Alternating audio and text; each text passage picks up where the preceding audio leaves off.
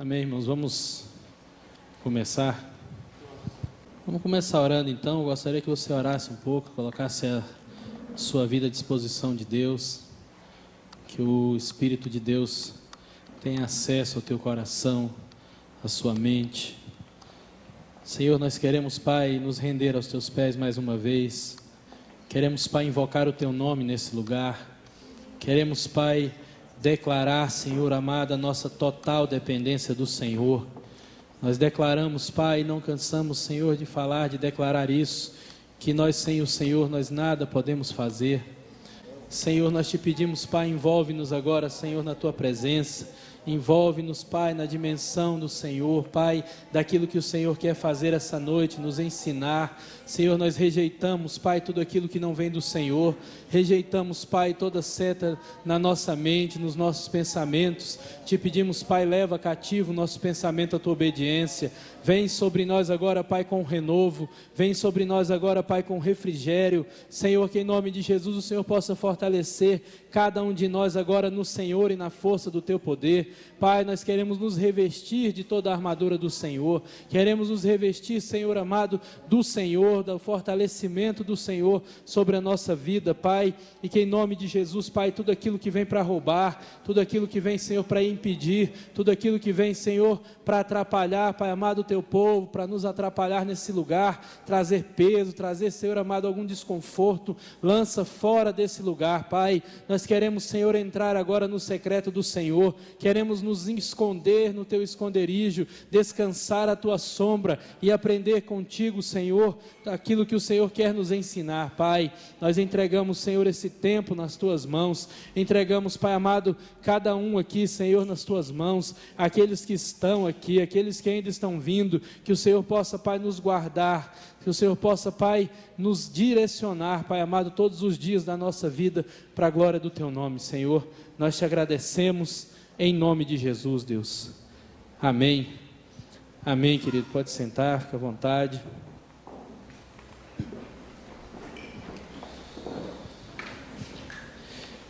Glória a Deus. Nós vamos continuar aqui. Falamos a semana passada, terminamos a aula da semana passada, falando sobre a questão da herança e da responsabilidade. E hoje nós vamos continuar aqui fazendo uma análise dessas questões, falando sobre algumas coisas práticas do atendimento. Como é que a gente faz para conciliar num atendimento a responsabilidade e a herança? Então a primeira coisa que deve ser compreendida em relação ao padrão do aconselhamento na libertação é que não devemos separar aconselhamento da libertação.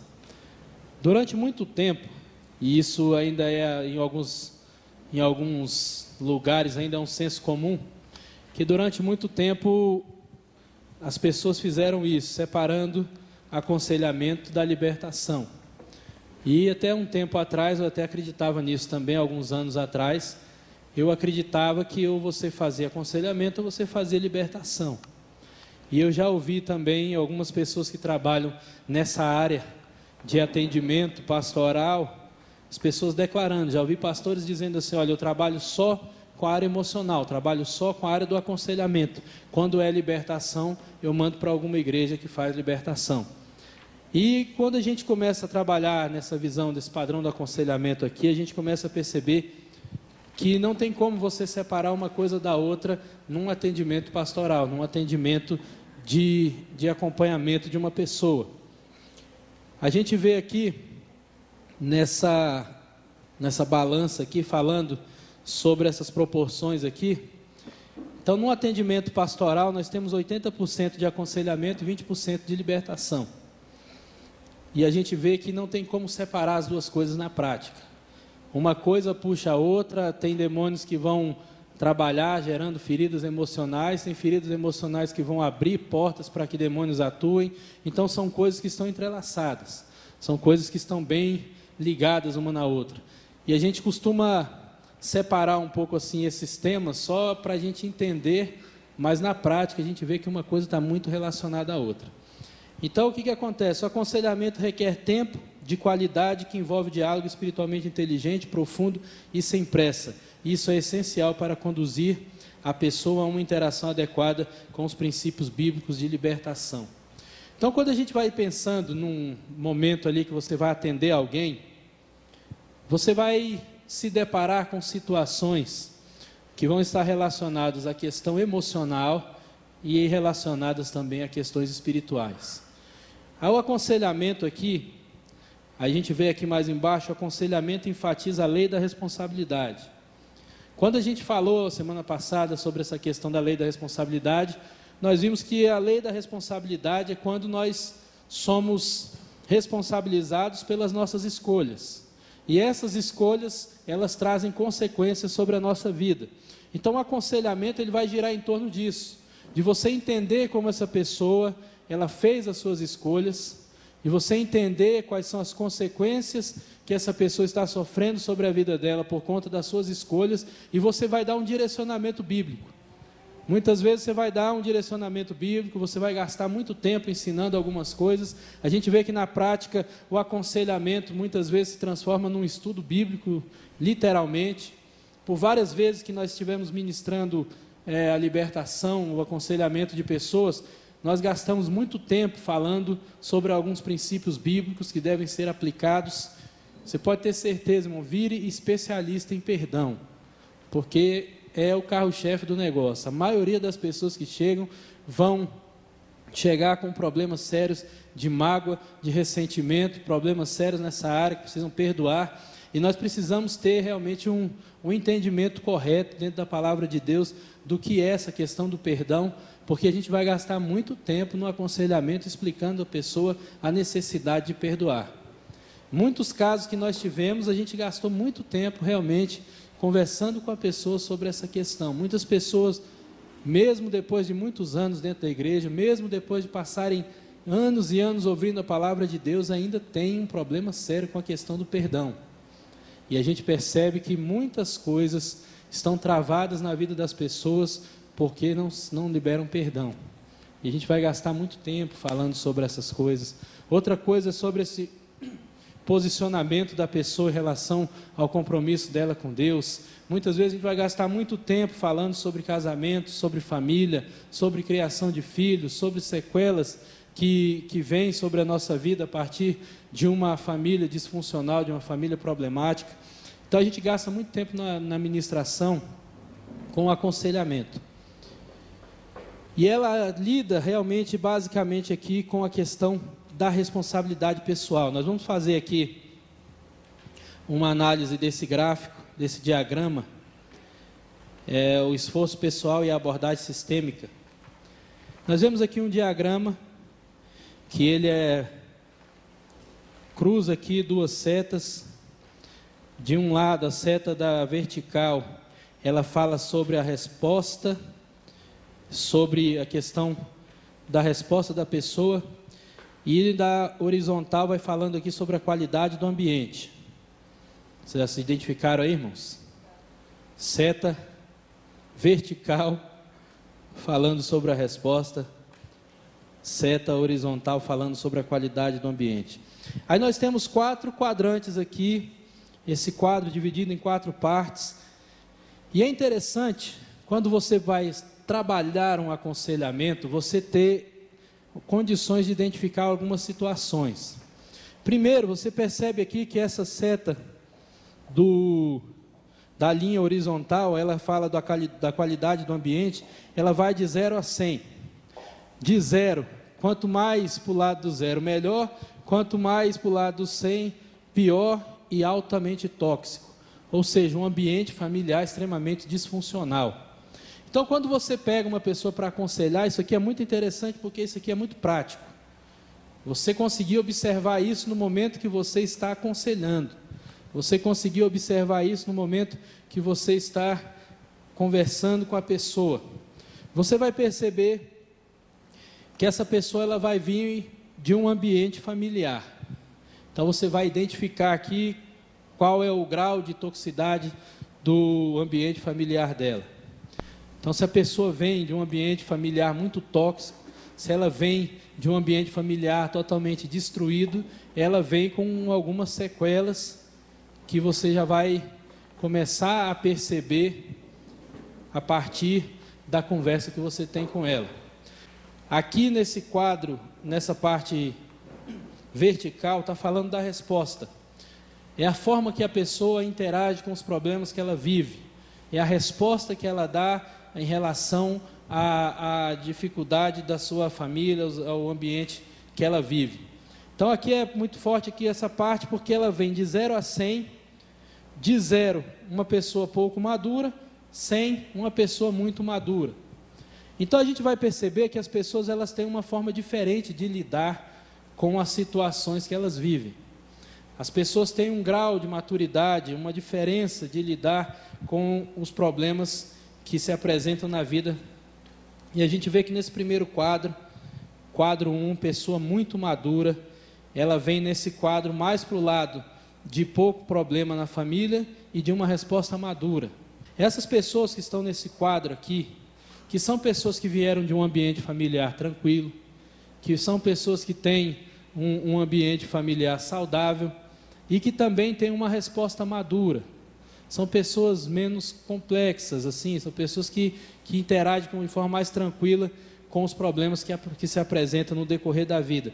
Essas pessoas, elas tendem a ser pessoas mais estáveis, elas necessitam de pouca ajuda, elas normalmente constituem família bem estruturada, bem suprida, responsável e de alta funcionalidade.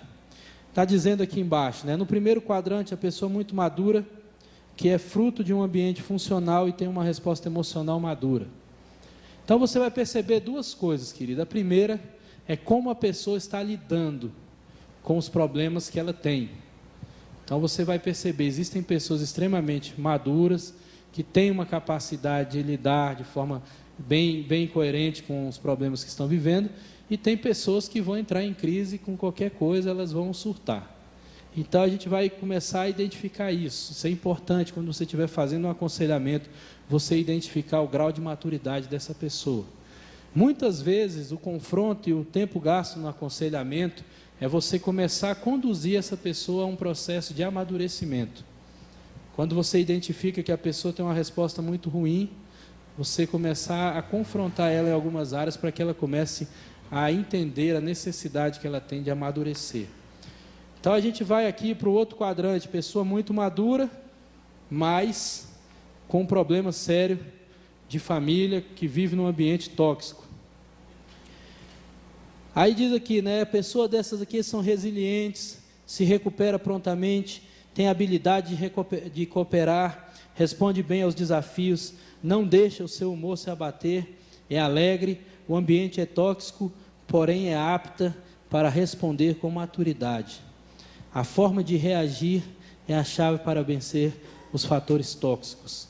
Então o que acontece? Nesse caso aqui, nós temos aqueles heróis da vida, que vêm de um ambiente extremamente difícil, pesado, mas que têm uma resposta muito boa. São pessoas que não se deixam abater por conta dos problemas do ambiente familiar, dessas questões que a pessoa vive. Então são pessoas que têm uma facilidade de se recuperar. Esse termo aqui, essa coisa de ser resiliente, é mais ou menos isso, se recupera prontamente. Aquela pessoa que leva a pancada, ela administra aquela situação, depois ela se ergue de novo e continua vivendo. Sabe aquela pessoa que tinha tudo para andar de cabeça baixa, chorando, com a família toda problemática, com as situações que muitas vezes não estão bem, mas é uma pessoa que responde com maturidade aos problemas da vida. No terceiro quadrante, pessoa madura que, apesar de viver em um ambiente disfuncional, age com superação e maturidade. Aqui, esse segundo quadrante aqui, que é o terceiro agora para a gente, é um ambiente de pouco estresse, né? Mas uma pessoa que reage de forma imatura. Então ela é muito passiva, é agitado, perturbado, instável, autocondenativo, vítima. Essas são as pessoas que procuram aconselhamento. Então, muitas vezes, querido, quando a pessoa ela vem de um ambiente familiar não tão tóxico, mas ela tem uma resposta de uma forma muito imatura, ela vai desenvolver algumas características que precisam ser confrontadas no aconselhamento. A maioria das pessoas que buscam aconselhamento, elas vão se enquadrar, em muitos casos, nessa situação aqui que a gente está falando. E aí fala aqui no segundo, né? Pessoa imatura que, apesar de estar em um ambiente funcional, responde com imaturidade nos relacionamentos. Essas são as pessoas que mais buscam aconselhamento e frequentam salas de terapia. Então, o que acontece? Quando a gente olha essa situação, a gente percebe que nesses casos aqui é que a gente vai encontrar as pessoas mimadas, as pessoas que não querem reagir, as pessoas que não querem sair daquele conforto, porque muitas vezes a pessoa está vivendo em um ambiente funcional, tranquilo, uma família saudável, só que chega a determinadas fases da vida que ela tem que assumir uma postura, e ela, por conta de uma imaturidade, é aquela velha história do filho que precisa casar, arrumar um trabalho e viver a vida dele, mas ele não sai da barra da saia da mãe. Aquela história de uma filha que casa, mas não sai da casa da mãe. Então são pessoas que estão vivendo ali numa situação, mas estão respondendo de forma imatura.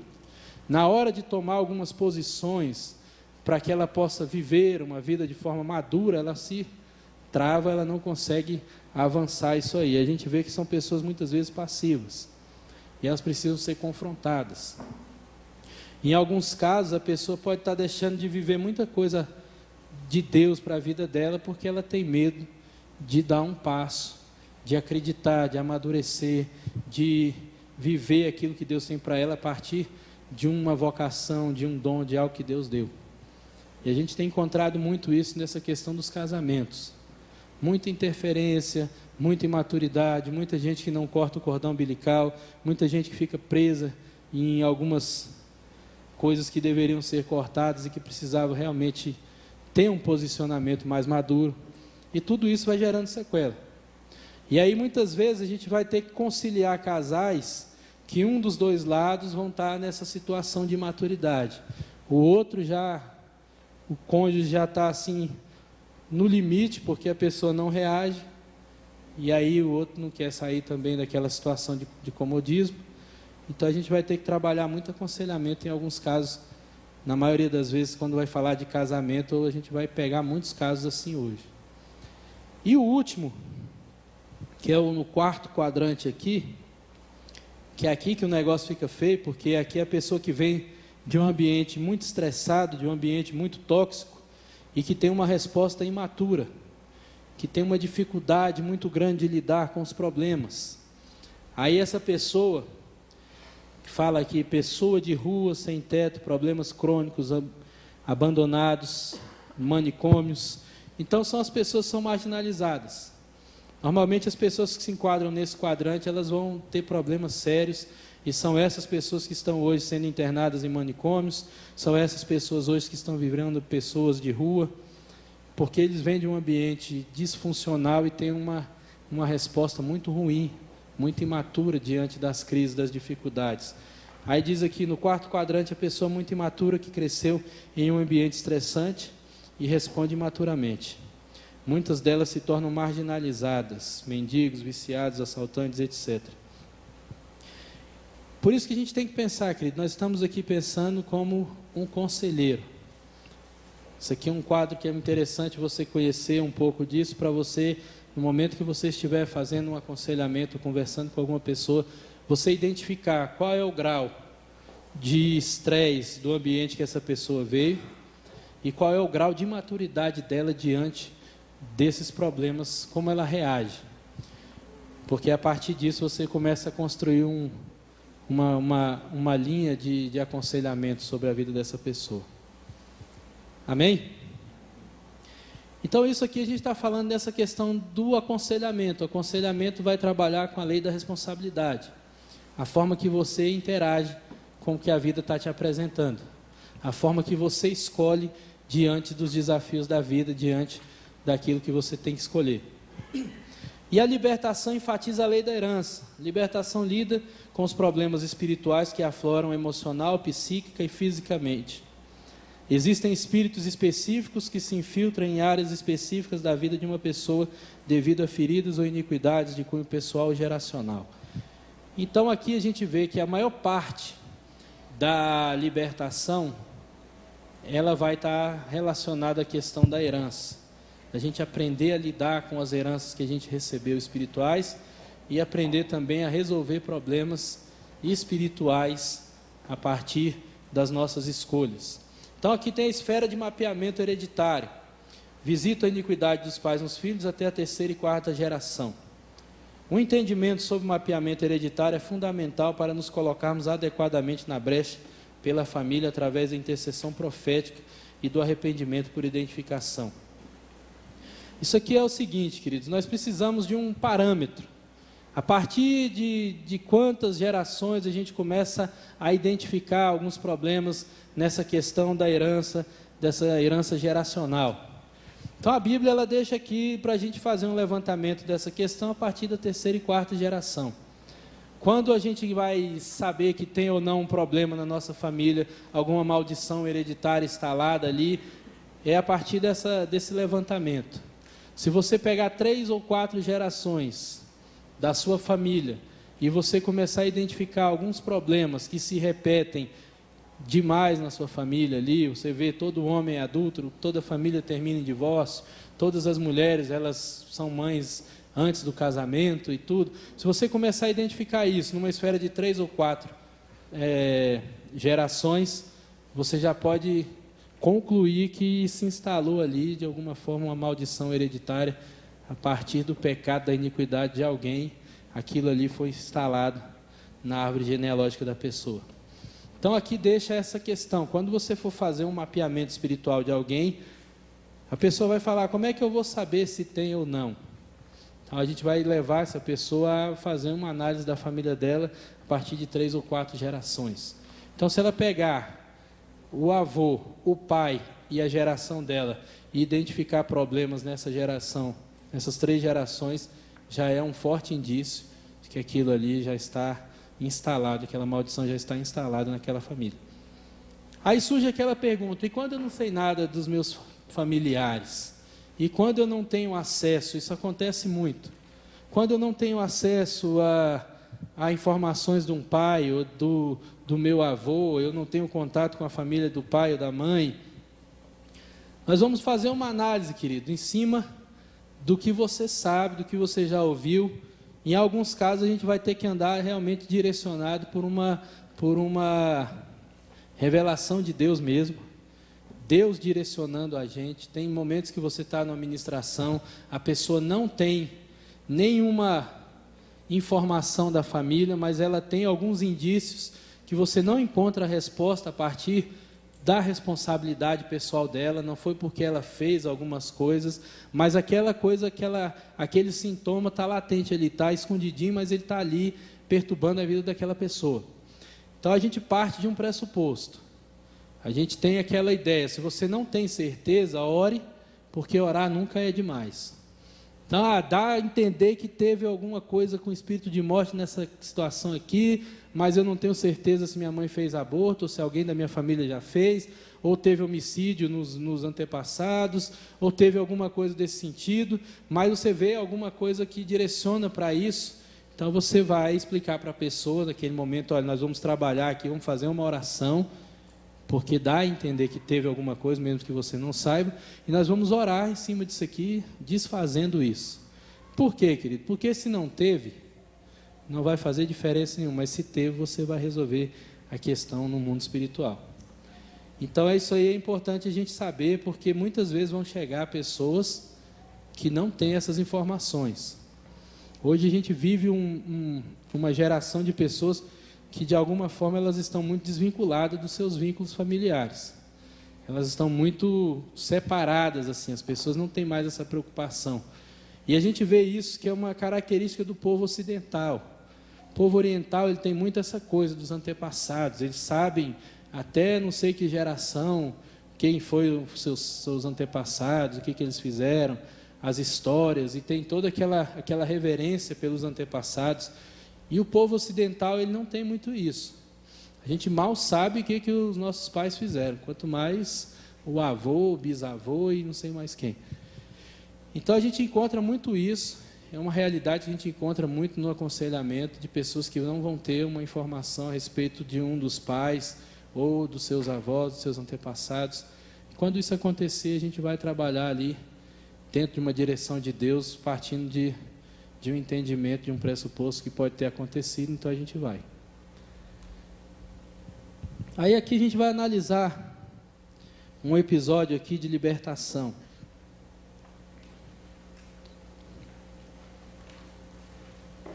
Está aqui em Lucas 13.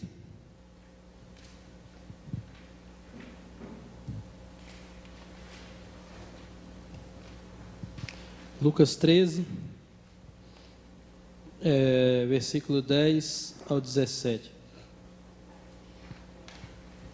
Diz assim: ora, ensinava Jesus no sábado numa das sinagogas, e veio ali uma mulher possessa de um espírito de enfermidade. Havia já 18 anos, andava ela encurvada, sem de modo algum poder endireitar-se. Vendo a Jesus, chamou-a e disse-lhe: mulher, estás livre da tua enfermidade. E impondo-lhe as mãos, ela imediatamente se endireitou e dava glória a Deus. O chefe da sinagoga, indignado de ver que Jesus curou no sábado, disse à multidão: 6 dias há em que se deve trabalhar. Vinde, pois, nesses dias para serdes curados, e não no sábado. Disse-lhe, porém, o Senhor: hipócritas, cada um de vós não desprende da manjedoura no sábado o seu boi ou o seu jumento para levá-lo a beber? Por que motivo não se devia livrar deste cativeiro em dia de sábado esta filha de Abraão, a quem Satanás trazia presa há 18 anos? Tendo ele dito essas palavras, todos os seus adversários se envergonharam. Entretanto, o povo se alegrou por todos os gloriosos feitos que Jesus realizava. Esse aqui é um episódio interessante de libertação, e a gente vê algumas características que estão sendo faladas aqui embaixo. Então, a primeira dela, que você vê que quem falou isso foi Lucas, e Lucas, como médico, fornece um diagnóstico. Ele afirma que essa mulher tinha um espírito de enfermidade. Então, aqui é interessante por quê? Porque Lucas, como médico, ele saberia identificar claramente se essa mulher tinha uma enfermidade ou era um demônio. Provavelmente para ele fosse mais difícil identificar um demônio do que a enfermidade. Mas ele, aqui no relato, aqui, ele explica aqui que essa mulher era uma mulher que estava com espírito de enfermidade. Outra característica que Jesus se refere a essa mulher como filha de Abraão. Esse entendimento aqui para os dias de hoje é como se Jesus reconhecesse nessa mulher uma mulher crente, uma mulher que realmente tem fé. Se você perceber uma discussão que Jesus tem com os fariseus, acho que uns capítulos atrás, ele não reconhece nos fariseus descendência de Abraão. Os fariseus vão falar para ele: nós somos descendência de Abraão, e Jesus fala para eles assim: olha, se vocês fossem descendência de Abraão, vocês fariam as obras de Abraão. Mas se vocês estão querendo me matar, então vocês são filhos do diabo. Então você vê, pegou pesado o negócio, e ele não reconhece nos fariseus, que era uma classe religiosa da época, essa descendência, essa filiação de fé que ele reconhece nessa mulher. Então ele reconhece nessa mulher uma fé sincera, ele reconhece nessa mulher uma sinceridade do coração dela quando ela buscava a Deus. E é outra coisa interessante, que essa mulher também não tinha ido buscar libertação, ela não tinha ido buscar cura, ela tinha ido participar do culto deles ali. Aí diz, Jesus diz quanto tempo aquela mulher estava naquela situação, 18 anos. Isso aqui é um entendimento bom da gente ter também, porque todas as vezes que a gente trabalha com essa questão de datas, a gente faz com que a pessoa volte àquela época para ela se lembrar da raiz daquele problema. Então, a libertação, ela vai trabalhar sempre com raízes. O que deu legalidade para aquele demônio? Quando essa questão é falada, olha, essa mulher está dessa maneira há 18 anos, provavelmente essa mulher teve a oportunidade de repensar, de se lembrar o que aconteceu há 18 anos atrás, que abriu as portas para esse espírito de enfermidade. E a libertação, ela sempre vai trabalhar com essa visão. Não é você pegar a pessoa agora, botar a mão na cabeça dela. Aqui a gente tem toda uma situação com Jesus que expulsa e tudo, mas a libertação, quando a gente trabalha a libertação, a gente vai trabalhar com essa questão. O que a pessoa tem? Ela tem um espírito de enfermidade, ela tem um espírito que atua na área financeira, ela tem um espírito de morte. Então a gente não vai botar a mão na cabeça da pessoa e falar, olha, sai espírito de morte, simplesmente. Nós vamos entender há quanto tempo isso está acontecendo. Como é que foi que aconteceu? Tem 5 anos, mas o que aconteceu há 5 anos atrás que esse espírito de morte foi invocado, ou que esse espírito de problema financeiro foi invocado, ou na área sexual, não importa qual seja a área, mas o que aconteceu que abriu essa porta? Por quê? Porque nós trabalhamos, a gente vai falar disso mais para frente, nós trabalhamos com causas. E aqui a gente percebe isso. Essa mulher tinha um espírito de enfermidade, foi expulso, foi trabalhada aqui essa questão aqui, a partir de Jesus, mas a forma que a gente trabalha não é só colocar a mão e expulsar, a gente tem que trazer a pessoa lá naquela situação ali, lembrar o que aconteceu, lembrar se teve algum altar que foi levantado, que pacto que foi feito, que coisa que foi, que deu legalidade, que portas que foram abertas para que aquilo ali acontecesse. E aí a pessoa entendendo isso, a gente entendendo, discernindo isso, a gente vai ter condições de desfazer essa situação no mundo espiritual. Então isso é extremamente importante a gente saber, vamos dizer assim, quanto tempo tem que isso está acontecendo. É o que Jesus pergunta para o pai, quando um pai chega para Jesus e fala, olha, pedi para os seus discípulos expulsarem o demônio do meu filho, eles não deram conta, vê se você faz alguma coisa aí. E o cara era folgado ainda, chega assim, se você pode fazer alguma coisa, aí Jesus vira para ele e fala, tudo é possível ao que crê. Você vê como é que é essa coisa, querido, da gente jogar a nossa responsabilidade para o outro? Quando esse pai chega diante de Jesus para que ele expulsasse o demônio, ele chega e fala, se você pode alguma coisa, meio que já desafiando, né? Sabe aquela brincadeira, eu duvido você dar conta de fazer isso, só para instigar o cara a fazer. E Jesus pega e fala para ele assim, olha, tudo é possível que crê, a responsabilidade não é minha. Aí ele pega e devolve para Jesus, Jesus pergunta para ele, quanto tempo isso está acontecendo? Então, um confronto. Quando você chega num pai, e esse pai está com seu filho, ele responde para Jesus, olha, desde a infância, o demônio joga ele no chão, faz isso, faz aquilo. Então o cara pensa assim, vamos começar a entender o que aconteceu na infância dessa criança. Qual foi a legalidade que esse pai provavelmente tenha dado, que abriu portas para que um demônio atuasse no filho dele, e ele tentando jogar a responsabilidade para alguém, pega meu filho e resolve meu problema, e Jesus devolve para ele. Quanto tempo esse negócio está assim? Ou seja, seu filho desde a infância está assim, você até hoje não fez nada. Aí ele pega e pede perdão e fala assim, Senhor, me perdoa, ajuda-me na minha falta de fé. Então, de alguma forma, a gente faz algumas conjecturas e de alguma forma a gente vê assim que como caiu a ficha daquele cara, que provavelmente a incredulidade dele ou algum momento de fraqueza na sua fé, abriu portas para algum tipo de espírito maligno estar agindo na vida do filho dele. Então é todo esse confronto. E muitas vezes a libertação vai girar em torno desse confronto. A pessoa chega para você e isso é muito sério, eu vou abrir até um parênteses aqui agora, quando vocês forem recomendar a gente, cuidado, porque você precisa entender o que a gente faz. Às vezes as pessoas pensam assim, não, o fulano está endemoniado, pede para ver se o pastor atende ele. E não é assim, a gente vai falar daqui a pouco sobre algumas situações que impedem uma libertação. Nós trabalhamos com uns pré-requisitos ali para a pessoa se enquadrar. A gente não pode pegar qualquer caso e sair fazendo a libertação. E muitas vezes quando a pessoa ela vem enganada para ser ministrada, isso acontece muito quando são indicações assim, meio sem a pessoa ainda entender o que a gente trabalha, a pessoa vem achando que a gente vai pôr a mão na cabeça dela, expulsar o demônio dela e está resolvido. Aí você chega para a pessoa chega mais ou menos nessa situação do filho, e joga assim o problema dela e fala assim, ó, eu estou com esse problema aqui, ó. Se você pode fazer alguma coisa, resolve aí. Aí a gente vai ter que matar no peito e devolver, né? Lá no L. Lá não é assim não, filho. Quanto tempo isso está acontecendo? Aí a pessoa vai analisar, ó, tem tanto tempo. E o que aconteceu nessa época? Por que ficou assim? Aí a pessoa vai descobrir, foi por conta de um pecado meu, por conta de um relacionamento, por conta de um envolvimento numa religião qualquer, por conta de uma mágoa, fui abusado e não perdoei até hoje. Aí, meu irmão, que a hora fica complicada, porque você vai devolver a batata quente para o dono. Fala, olha, aqui está facinho. Fazer igual um menino na oficina da alma, ministrando um rapaz lá, novo.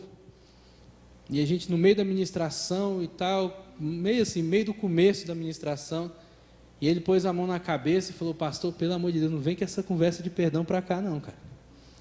Perdão, pelo amor de Deus, nem começa com esse papo. E ainda bem que eu nem tinha começado, eu estava calado. E nessa, meu irmão, foi desenrolando a administração do cara, e no final, eu falei para ele, a chave que destranca o seu cadeado se chama perdão. Se você quiser, essa chave está na tua mão. E aí, meu irmão, a batata quente está na tua mão. Você tem a oportunidade de sair liberto, você tem a oportunidade de sair preso do mesmo jeito. E não sou eu que vou libertar, não sou eu que vou fazer. Nessa situação da falta de perdão, por incrível que pareça, nem Deus vai fazer. Deus não vai fazer nada se a pessoa não se posicionar. Então, o que aconteceu? O cara entrou na sala de ministração em crise. Não vem com essa conversa de perdão, eu não tenho que perdoar ninguém, eu não tenho que liberar nada. Aí, quando você pergunta, e seu pai? Não quero falar desse cara, não. Então, fala disso. Também não quero, não. Falei, então, fala o que você quiser. E aí, começou a contar algumas coisas e tal, e nesse processo todo, a gente via que tinha uma mágoa tremenda do pai dele, e Deus foi amaciando o cara no processo ali, até que ele chegou e começou a falar assim, o que eu tenho para falar do meu pai? Que meu pai abandonou a família? Que meu pai foi embora? Que meu pai me rejeitou? Está começando a melhorar, né? Para quem não tinha nada para falar, tem isso tudo aí. E no final, querido, ele tinha 2 problemas. O primeiro, 3, vamos dizer assim, ele precisava perdoar o pai, ele precisava do perdão de Deus, e ele precisava se perdoar. Teve no final da ministração dele, eu falei assim, ajoelha, cara, e pede perdão para Deus. Ele falou, não posso orar. Eu falei, por que não? Ele falou, porque eu fiz muita coisa errada, e eu não posso falar com Deus.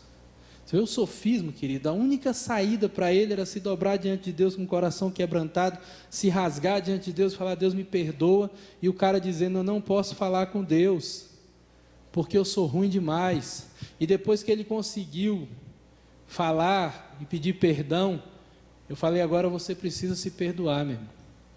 E aí você vê 3 coisas que ele precisava fazer, todas 3 estavam relacionadas a perdão. Perdoar o pai, ser perdoado por Deus e se perdoar. Só que as pessoas estão assim, vem aqui pastor, põe a mão na minha cabeça e ora. Por que é mais fácil, querido, a gente ir para um culto de libertação do que se sujeitar a um processo de libertação? Por que é mais fácil a gente sair, mesmo que seja de quinta, toda terça, sei lá que dia que são os cultos de libertação, e a gente participar desses cultos, sair dali com aquela impressão de que foi liberto, e depois ter que lidar com aquele mesmo problema de novo? É justamente por isso, porque quando a gente está numa situação assim, normalmente, de um culto de libertação, a gente está transferindo a responsabilidade para outra pessoa.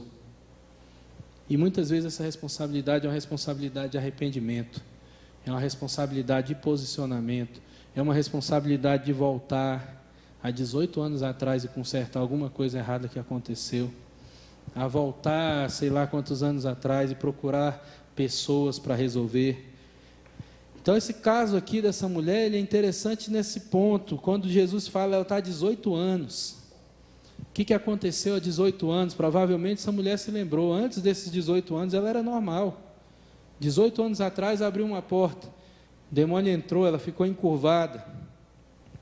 Aí fala, essa enfermidade deixava essa mulher encurvada, olhando para baixo, um reflexo de uma pessoa interiormente enferma. Não era simplesmente um caso de problema emocional que poderia ser resolvido com aconselhamento. Essa mulher necessitava de libertação espiritual. Isso aqui é extremamente importante a gente fazer ter esse discernimento. Porque existem pessoas que você pode gastar a sua vida inteira em aconselhamento, se você não tratar a área espiritual dela, ela não vai sair, vamos dizer, não vai mover 1 centímetro do lugar. Essa mulher aqui, no caso dessa mulher, vamos pegar esse caso dessa situação aqui, você podia mandar ela para todo tipo de conselheiro, todo tipo de psicólogo, e eles não resolveriam o problema dessa mulher, porque o problema dela era espiritual. Claramente espiritual, um espírito de enfermidade que estava nela ali, encurvando ela para a vida. Então não adiantava só aconselhamento, Não adianta, por isso que a gente tem que saber conciliar essa questão do aconselhamento e da libertação. Tem hora que você vai ter que entrar no mundo espiritual com as armas que a gente tem, dos princípios da cruz, e quebrar mesmo o pau no mundo espiritual com demônios. Tem hora que a coisa é espiritual mesmo, tem hora que você vai ter que lidar com os demônios, e isso não tem como fugir disso. Tem hora que é aconselhamento, e igual eu já falei várias vezes, o demônio é a parte mais fácil. Chega uma hora que você vai limpar todo o mundo espiritual em volta da pessoa e vai dizer para ela, agora é só tratar emocionalmente. Aí a coisa fica complicada, porque o demônio se submete a leis. O demônio, quando a gente se posiciona e desfaz as legalidades, ele não tem mais motivo para estar lá. Mas a gente não se submete a leis, irmãos. Submete se a gente quiser. Então não posso chegar para você e falar, ó, faz isso em nome de Jesus. Se você não quiser fazer, você não faz. E você não vai ser obrigado, porque aí nós temos as nossas escolhas. Por isso que muitas vezes o processo de libertação em algumas pessoas demora muito, porque o tempo de resposta da pessoa é muito lento. A gente cansa de ouvir casos, a gente ministrou um caso de um irmão, problema sério, com uma irmã dele, irmã de sangue mesmo. Teve uma briga, uma família cheia de discussão, cheia de problema. E a gente conversando com esse irmão, mais uma vez caiu aonde?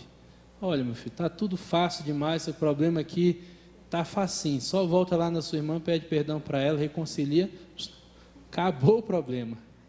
E o cara ficou, esperneando, relutando, naquela agonia, saiu de lá convicto. Não, pastor, saindo daqui eu vou procurar uma oportunidade, vou resolver isso. Meu irmão, 1 ano depois, o cara foi, aí fica aquele clima já meio sem graça dentro da igreja, porque a gente na mesma igreja, e o cara fugindo da gente, se escondendo. Acabava um culto meio assim, acabava uma escola dominical, ele já dava um jeito de ir embora rápido. E o tempo foi passando, e a gente não costuma ficar no pé cobrando não, querido. Você tem o seu tempo para amadurecer a coisa, tem o seu tempo para responder. E em muitos casos Deus está amassando barro tremendamente, amassando, o cara está numa luta, eu não preciso disso, eu resolvo esse problema sozinho, e está lá nessa luta terrível, deixa a pessoa ali na mão do oleiro sendo amassada, e um dia ela acorda. Aí 1 ano depois, a postura do cara mudou. Eu estou saindo assim, acabei de dar um estudo na escola dominical, aí ele já não estava fugindo, estava me chamando. Falei, alguma coisa aconteceu, ele todo alegrinho, e ele até conta esse caso ali no livro que eu escrevi. E ele vem falar com a gente que tinha conseguido, depois de 1 ano, falar com a irmã dele, pedir perdão, e disse que foi uma coisa muito tremenda de Deus. Foi numa festa de família, nessa festa de família teve reconciliação de outros irmãos também, então foi uma coisa tremenda de Deus. E ele terminou falando assim, pastor, se eu soubesse que o negócio fosse tão bom, eu tinha feito antes. Aí você fica naquela, meu irmão? 1 ano atrás a gente ficou 2 horas te explicando sobre os benefícios de você dar esse passo. Mas as pessoas têm o seu tempo de resposta, irmão. Tem pessoas que vão demorar mesmo, tem pessoas que não vão relutar com Deus, e quando eles decidirem, depois eles vão falar, não precisa disso não. Satanás faz muito isso, a gente está aqui, sai convicto, vou fazer, quando você sai ali fora, não precisa disso não, isso é muito radical. O pessoal que trabalha nessa área de libertação com essa visão que a gente está falando aqui, eles são muitas vezes rotulados como pessoas radicais, um evangelho pesado, um evangelho difícil, essa coisa de ficar mandando as pessoas voltar e consertar, isso aí dá trabalho demais. Então as pessoas querem viver assim, olha, esquece o seu passado, joga isso no mar do esquecimento. Ia ser bom se fosse assim, né, irmão? Primeira coisa, você esquecer seu passado, sabe o que ia acontecer? Você ia se perder, você não ia saber mais quem você é, porque você é uma soma de tudo isso. Então, esquece o passado, você vai esquecer as suas origens, você vai se perder em quem você é. Aí o que acontece? Nesse processo todas as pessoas querem, não é mais fácil esquecer o passado, é mais fácil jogar isso no mar do esquecimento, é mais fácil fingir que não aconteceu, é mais fácil jogar para alguma área da nossa mente que fica bloqueado, que a gente não se lembra mais. Sempre vai ser mais fácil, só que aí a gente vê que nunca vai ter resultado real. Aí a gente vê, que essa mulher, ela necessitava claramente de uma libertação espiritual. Tem pessoas que vão ser nesse sentido aqui. A gente vai ter que entender o que aconteceu, para desfazer espiritualmente falando e expulsar realmente demônios, ainda que não haja manifestação. A gente não tem que associar o demônio sair com a manifestação. Às vezes o demônio está saindo sem se manifestar, e isso aí é um princípio espiritual que está sendo resolvido no mundo espiritual. Então ele não necessariamente um demônio tem que manifestar para sair. E aqui a gente vai trabalhar um pouco essa questão da definição de cura interior. Existe muita confusão em relação à cura interior. Você percebe assim, olha, a libertação e a cura interior são duas ferramentas, elas caminham muito juntas, e são duas ferramentas muito boas para tratar, para a restauração do povo de Deus. Só que o diabo, muito esperto, e muitas pessoas também dando muito espaço para Satanás agir, fizeram algumas besteiras em relação a essa questão da libertação e da cura interior, e esses dois nomes ficaram queimados. A gente vê que libertação e cura interior, em determinados lugares, quando você fala disso, as pessoas já dão um passo para trás e falam, não quero saber disso. Por quê? Porque um dia um pastor foi fazer e fez alguma coisa errada.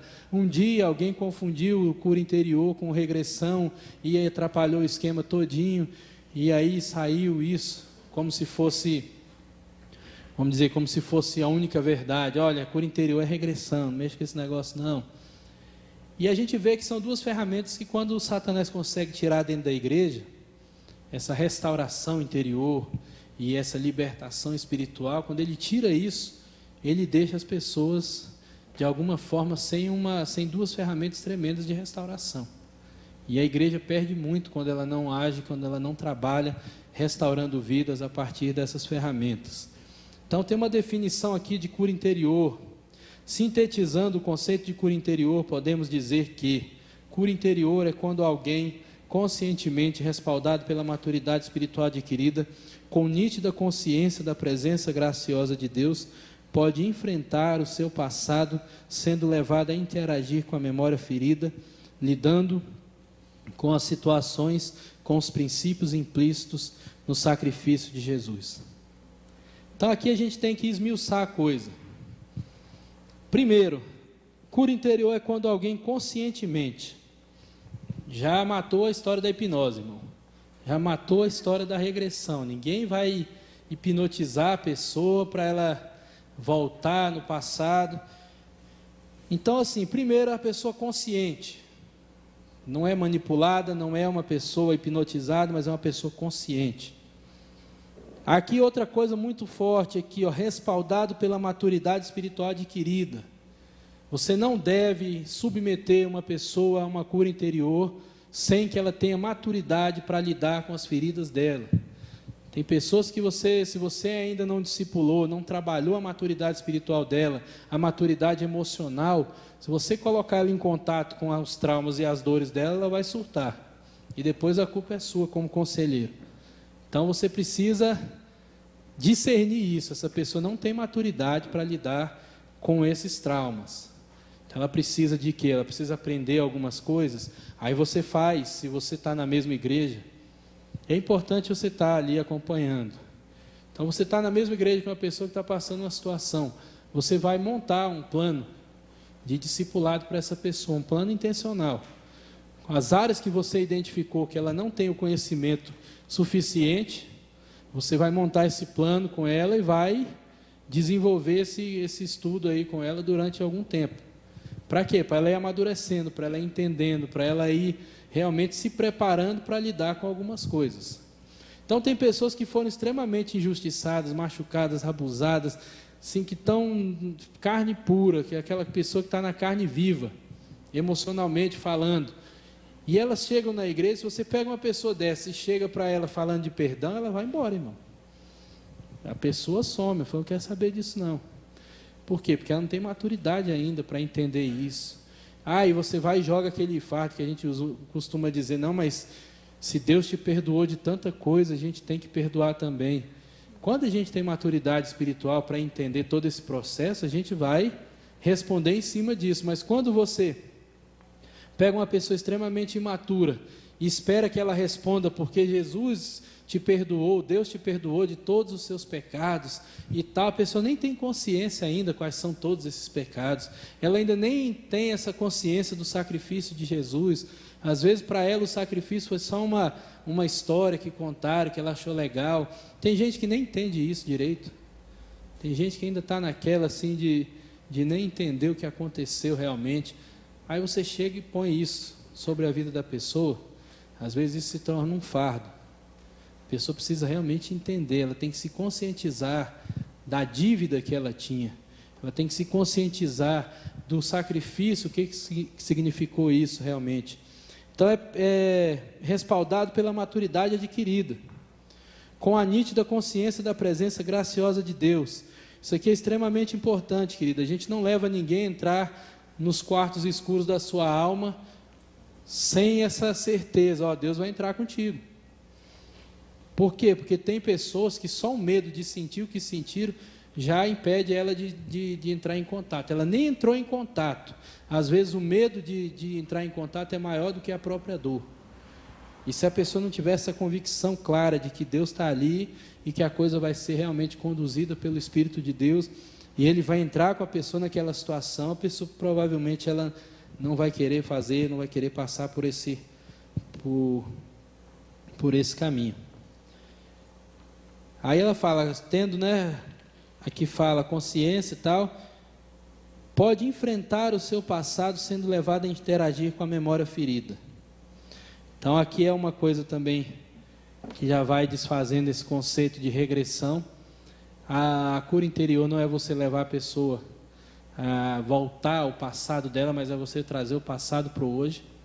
Por isso que aquilo é você trazer em lembrança, e muitas vezes as lembranças vêm também carregadas com as dores, só que aqui vai mostrando claramente que a pessoa vai enfrentar o seu passado, sendo levada a interagir. Você vai pegar o passado que aconteceu, trazer para hoje, com a idade que você tem, com a maturidade que você tem, com o entendimento que você tem de Deus, com a certeza da presença de Deus do seu lado, e você vai interagir com aquilo ali hoje.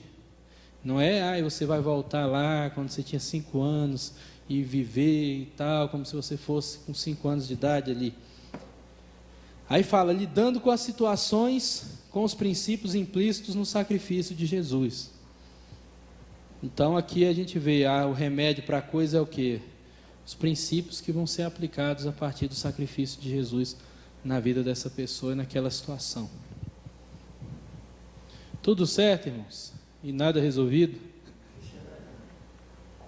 Princípios básicos do processo de cura interior. Quando nos referimos à cura interior, estamos enfatizando a necessidade de lidar com as memórias feridas, de forma consciente, proporcionando a redenção dessa memória ferida. Então a gente vê assim, os princípios básicos, revelação e confrontação.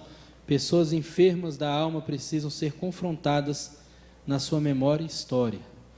Então a gente precisa confrontar muitas vezes, e essa coisa da revelação também é extremamente importante. É aqui que eu falo, nesse ponto da revelação, da presença de Deus, da direção do Espírito Santo, é que a gente está 1000 anos na frente da psicologia. Qualquer conselheiro cristão direcionado por Deus e bem treinado, ele tem resultados que a psicologia não vai ter numa vida inteira. Falo isso sem medo de errar, por conta de tudo que a gente já viu, de experiência pessoal, e a partir de um entendimento bíblico. Então o que acontece? Você vê, e isso tem acontecido, irmãos, os psicólogos já estão vindo perguntar, o que vocês fazem? Por quê? Porque eles têm coisas que a gente consegue de resultados por causa de Deus, em um mês que eles não conseguem em 5 anos, e não vão conseguir nem 10, nem 20, nem 50, porque a psicologia não trabalha com a questão espiritual. O psicólogo não pode fazer libertação em ninguém. E agora a gente viu no caso daquela mulher, em muitos casos é libertação mesmo. Não adianta aconselhamento, não adianta técnicas, é você lidar com as questões do mundo espiritual. Por isso que um psicólogo que entende isso aqui, Claro que não estou falando dentro de um consultório. Dentro de um consultório ele não pode trabalhar com isso aqui. Mas um psicólogo que tem essa visão bíblica e vai trabalhar dentro de um ministério e igreja com essa visão, ele vai ter muito mais sucesso, vai ter muito mais resultado do que qualquer psicólogo que vai trabalhando dentro de um consultório. Por quê? Porque não vai lidar com a área espiritual. Esse é o ponto cego da psicologia hoje. Não tem como você entrar em nada que é espiritual. Eles vão trabalhar tudo dentro de uma razão, de uma visão emocional.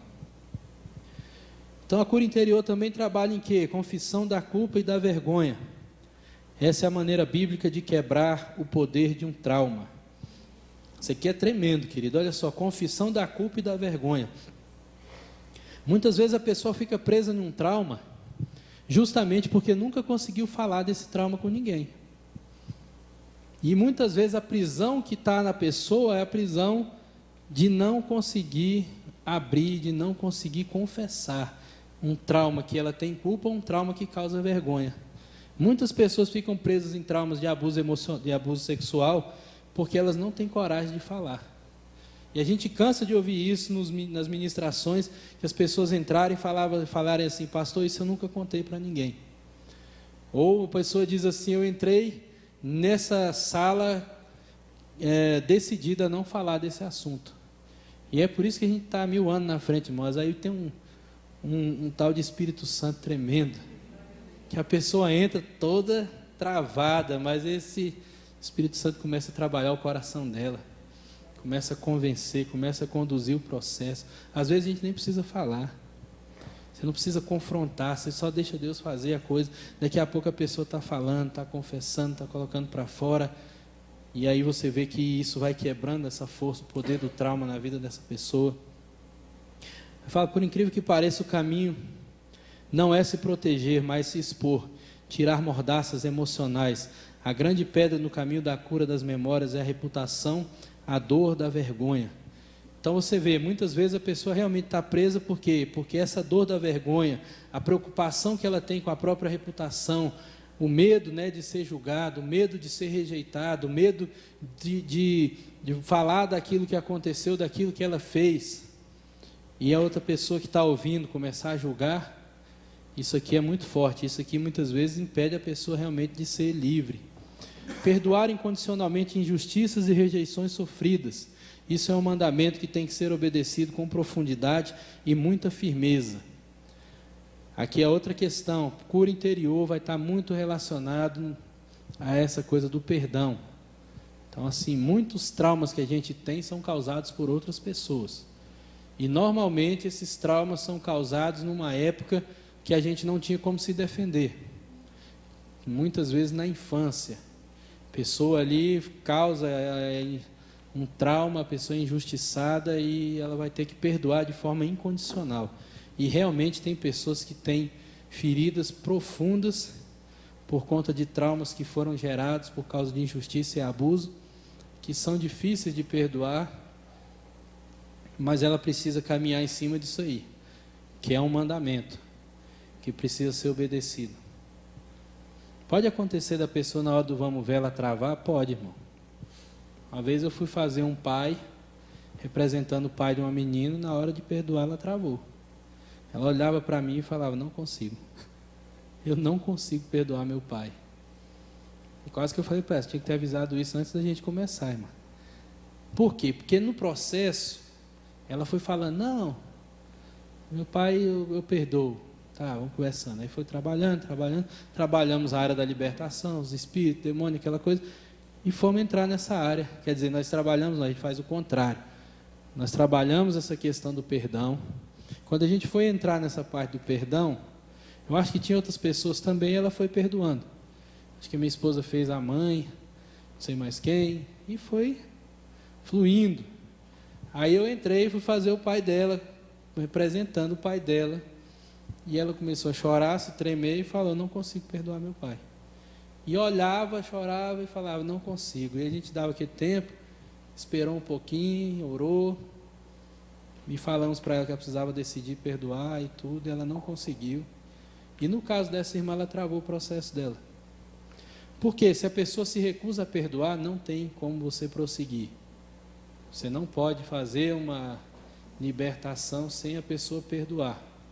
Por quê? Porque muitas vezes o que está causando todo o problema e abrindo algumas portas na vida dela, ou a maioria das portas, é essa falta de perdão. E quando ela liberar, a coisa começa a fluir. Então a gente falou com ela, olha, irmã, a gente vai parar aqui agora o processo. Não tem como, sem perdoar. Se tem certeza, não consegue, não consigo. Até você começar a orar e buscar em Deus realmente condições para isso. E quando você estiver decidida e condições de fazer, você vai procurar a gente vai remarcar e vai continuar da onde a gente parou. E adivinha onde que era, né, irmão? Já começar da onde a gente parou. Do perdão do seu pai. E eu vou te contar uma coisa, meu irmão. Acho que ela nunca procurou. Acho que essa irmã não procurou mais a gente, não. O outro aqui, reconciliar-se. Acima aqui, assumir a responsabilidade pelas escolhas erradas que foram feitas em função desses traumas. Existe um estudo aí, uma estatística que diz que a maioria dos abusadores, a maioria dos abusados se tornam abusadores. Então existe uma tendência muito forte de que a pessoa que não foi curada de um trauma, principalmente relacionado a abuso, se ela não perdoou, se ela não foi trabalhada nisso, ela tem uma tendência muito grande a ser um abusador futuramente. E a gente vê que muitas pessoas estão realmente fazendo esse mal a partir de um mal que fizeram com ela. Às vezes eu assisto alguns programas que passam nessa TV a cabo e a gente vê alguns programas assim meio de serial killer, esses negócios, e você vê que todos eles têm um perfil de algum abuso, de algum trauma, e ele desconta nas pessoas, matando e transferindo isso para outras. Então são traumas que vão se perpetuando por conta de uma coisa que não foi curada, de uma situação que não foi resolvida. Assumir a responsabilidade pelas escolhas erradas, reconciliar-se unilateralmente com as pessoas que provocaram o trauma, agir com compaixão e misericórdia. Aqui tem que estar maduro, viu, irmão? Tem que estar realmente crente. Você não tem... Por isso que libertação é para os filhos. Libertação não é para quem está chegando. Libertação é para quem realmente entendeu o seu posicionamento como cristão. Por isso que eu falei no começo, na primeira aula, ser livre dá trabalho, ser livre é difícil. Ser realmente livre de todo esse peso da nossa história é uma coisa que em muitos casos vai dar trabalho mesmo e vai ser muito sofrido. E aí a gente precisa pensar, reconciliar-se unilateralmente. Por quê? Porque a gente não tem a certeza de que a outra pessoa vai responder da mesma forma. Então você não tem nenhuma garantia de que você vai todo quebrantado pedir perdão para alguém ou perdoar alguém, essa pessoa vai abraçar você e chorar e dizer, oh, maravilha, esperei isso a minha vida inteira. Em alguns casos a pessoa vai falar, não vou te perdoar não, e some daqui. Outros casos a pessoa vai falar, você tem que me pedir perdão mesmo, porque você é uma pessoa horrível, você fez esse mal para mim, e eu ainda vou fazer o favor de te perdoar, vou pensar. Você vai lá todo humilhado, todo quebrantado e leva uma. Você não tem garantia nenhuma de que vai ser um mar de rosa. Pode acontecer como a história desse irmão, que numa festa de família foi lá e reconciliou com a irmã, e aí foi um efeito dominó, os outros também, foi uma coisa linda. E pode acontecer também de você nem ser recebido, de você tentar procurar a pessoa não querer falar com você, de você tentar se reconciliar com a pessoa e a pessoa te tratar mal. Então, assim, unilateralmente, por quê? Porque você tem que ter o seu posicionamento. Eu pedi perdão, a pessoa não me perdoou, é problema dela. Eu fui atrás, a pessoa não quis me receber. Aí você resolve no teu coração, pede a Deus uma oportunidade. O dia que acontecer, você resolve. Por quê? Porque tem situações que a gente não vai ter garantias e a gente também não vai poder ficar preso na resposta do outro. Isso eu só estou livre se a pessoa me perdoar? Não. Seu posicionamento diante de Deus, você está com o coração limpo e você tem disposição de reconciliar, então se a outra pessoa não quer, ela vai resolver com Deus. Se for crente, deixa na mão de Deus. Se não for crente, deixa na mão de Deus também. Está tudo na mão de Deus, irmão. Confessar intercessoriamente os pecados e injustiças com os quais as pessoas nos feriram. Isso elimina significativamente a exploração de demônios. Então, essa coisa de confessar intercessoriamente os pecados e injustiça com os quais as pessoas nos feriram é uma ferramenta muito eficaz quando a gente está trabalhando nessa questão do mundo espiritual. Mundo espiritual, muitas coisas vão ser resolvidas com intercessão inteligente. Depois a gente vai explicar essa questão de intercessão inteligente. Amém? Então, para encerrar aqui, proporções bíblicas entre herança e responsabilidade. Você vê aqui ênfase bíblica, 70% na responsabilidade, 30% na herança. Então, uma inversão disso causa problema. Quando a gente estiver trabalhando um atendimento, talvez 30% dos problemas da pessoa estão relacionados àquilo que ela herdou.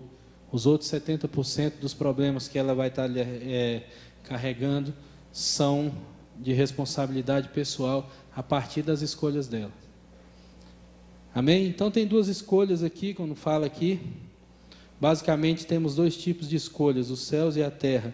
Tomo hoje por testemunho contra ti, que te propus a vida e a morte, a bênção e a maldição. Escolhe, pois, a vida, para que vivas tu e a tua descendência, amando o Senhor teu Deus, dando ouvidos à sua voz e apegando-te a Ele, pois disso depende a tua vida e a tua longevidade, para que habites na terra que o Senhor, sob juramento, prometeu dar a teus pais, Abraão, Isaque e Jacó.